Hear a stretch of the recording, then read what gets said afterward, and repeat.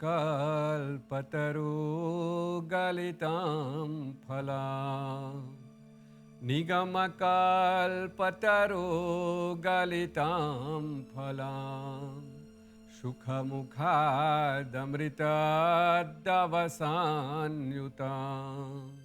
सुखमुखादमृतदवसान्युतां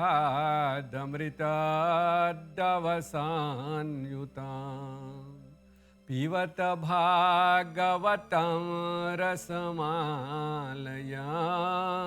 पिबत भागवतं रसमालयां मुहुरहो रसिका भुवि भावुका मुहुरहो रसिका भुवि भावुका पिबत भागवतं रसमालयां।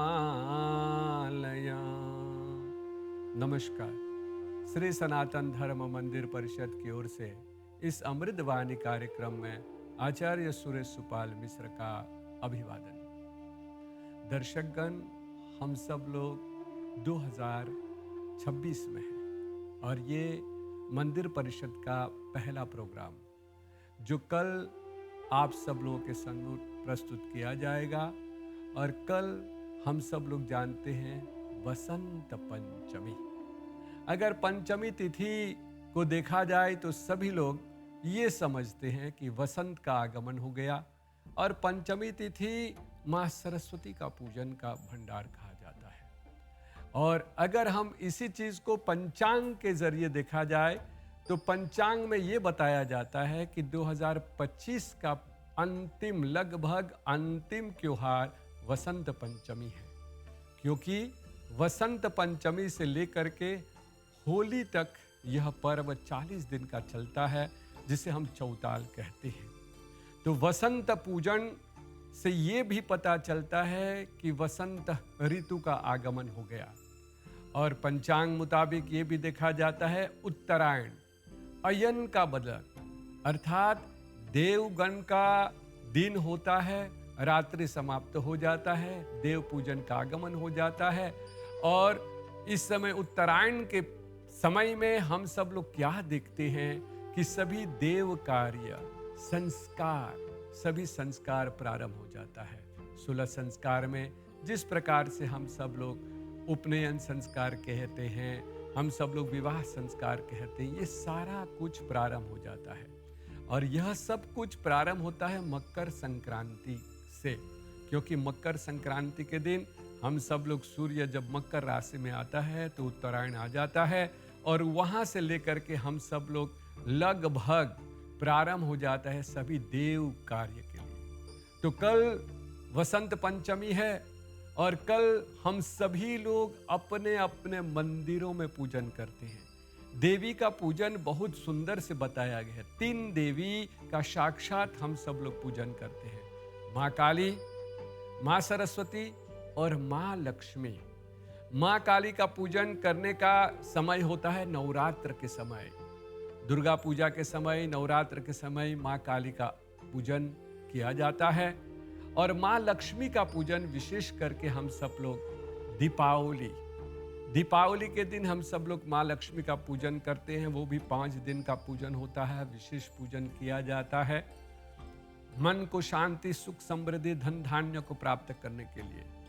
और एक पूजन जो माँ सरस्वती का होता है वो होता है वसंत पंचमी के दिन। मैं आप सब लोगों के सन्मुख 3-4 पंक्तियां श्लोक का रखूंगा जहां पर सरस्वती वंदना के लिए कह रहा हूं, जिसमें अगर उन श्लोक को आप समझेंगे तो परिपूर्ण रूप से माँ सरस्वती सुख, समृद्धि, धन धान्य, यश, स्वर, व्यंजन, ये सब कुछ आप सब लोग, सूर, ताल, सारा कुछ आज ही के दिन से प्रारंभ होता है। इसीलिए कहा गया है रवि रुद्र पितामह विष्णुनुतां हरि चंदन कुम पंकयुतां मुनिवृंद गणेन्द्र समान करां तव नौमि सरस्वती पादयुगं तव नौमि सरस्वती पादयुगं तव नौमि सरस्वती पादयुगं भवसागरमञ्जनभीतिनुतां भवसागरमञ्जनभीतिनुतां प्रतिपादितसान्ततिकार्यमिदं विमलादिकशुद्धविशुद्धपदं तव नौमि सरस्वती पादयुगं तव नौमि सरस्वती पादयुगं तव नौमि सरस्वती पादयुगं मतिहीन जनाञ्जय कार्यमिदं मतिहीन जनाञ्जय कार्यमिदं विमलादिकशुद्धविशुद्धपदं तव नौमि सरस्वती पादयुगं तव नौमि सरस्वती पादयुगं परिपूर्णमनोरथधामनिधिं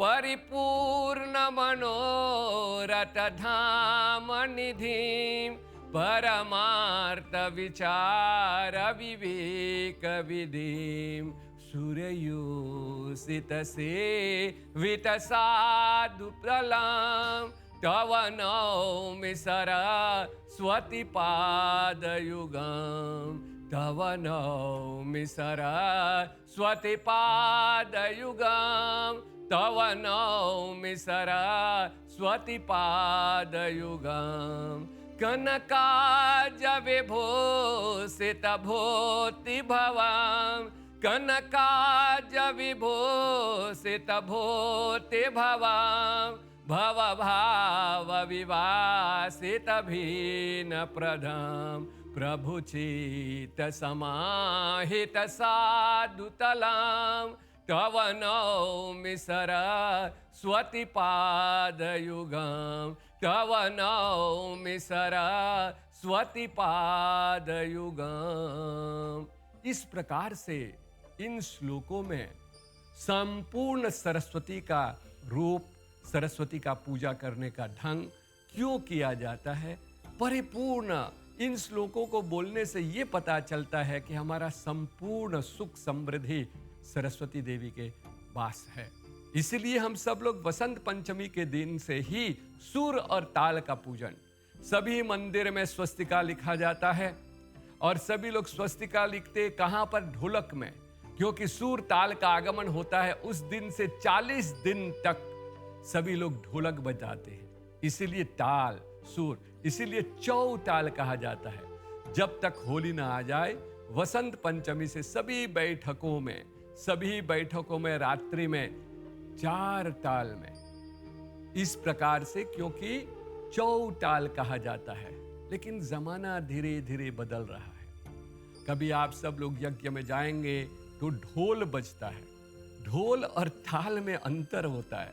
सुर और ताल में सत्संग बहुत सुंदर है, लेकिन अभी आधुनिक समय के साथ चल रहे, ये भी मानते हैं, चलो, लेकिन हम लोगों को ये याद रखना चाहिए कि हम सब लोग जब चौताल कर रहे हैं तो वहां पर ढोलक को 4 ताल में, सुरों को भी उसी ताल में लेकर के किया जाता है। इसीलिए कहा जाता है कि 40 दिन तक हम सब लोग अपने मंदिरों में, अपने बैठकों में चौताल गाते हैं। चौताल गाने के बाद तब होलाष्टक आता है। होलाष्टक के बाद तब होली आ जाता है। होली के बाद हम सब लोग नया पंचांग, नया साल का आगमन करते हैं। इसलिए हम सब लोग अभी 2025 का ही कैलेंडर में चल रहे हैं, लेकिन 2026 आ गया, लेकिन कैलेंडर, पंचांग अभी तक नहीं बदला है। इसलिए अंतिम पर्व हो जाता है लगभग वसंत पंचमी, पूजन करने का, श्लोक पाठ करने का। और इस प्रकार से हमेशा पुस्तक ग्रंथ में कहा गया, वर्णानाम मस्त संघानाम रसानाम चंद्रसामपि मंगलानाम चकरतारौ वंदे वाणी विनायकौ। तुलसीदास जी महाराज ने बहुत सुंदर से ये भी कहा गया है। इसीलिए चौताल में हमेशा 40 दिन तक अपने घर में हमेशा यह सत्संग करें। इसीलिए चौताल में बहुत सुंदर से भी लिखा गया है और कहते भी हैं, श्री राम लिए अवतार सुर नर थाए। श्री राम लिए अवतार सुर नर साए। इसको 4 रूप में गाया जाता है, इसीलिए इसे चौताल कहा जाता है। और ये सब कुछ माँ सरस्वती देवी के कंठ में बसने से, विद्या के रूप में ज्ञान में आने से, वाणी में आने से, इसलिए हम सरस्वती पूजन करते हैं। और सरस्वती माँ का पूजन करने से आदमी सुखी होता है, धनी होता है, यशस्वी होता है और उसका मनोकामना परिपूर्ण हो जाता है। अगर आप धनी बनना चाहते हैं, आप सुंदर बनना चाहते हैं, आप यशस्वी बनना चाहते हैं, तो हमेशा माँ सरस्वती का नमन अवश्य करें। सर्वे भवन्तु सुखिना, सर्वे सन्तु निरामया, सर्वे भद्राणि पश्यन्तु मा कश्चित् दुःखभाग् भवेत्। ओम शांति शांति इति शुभम्।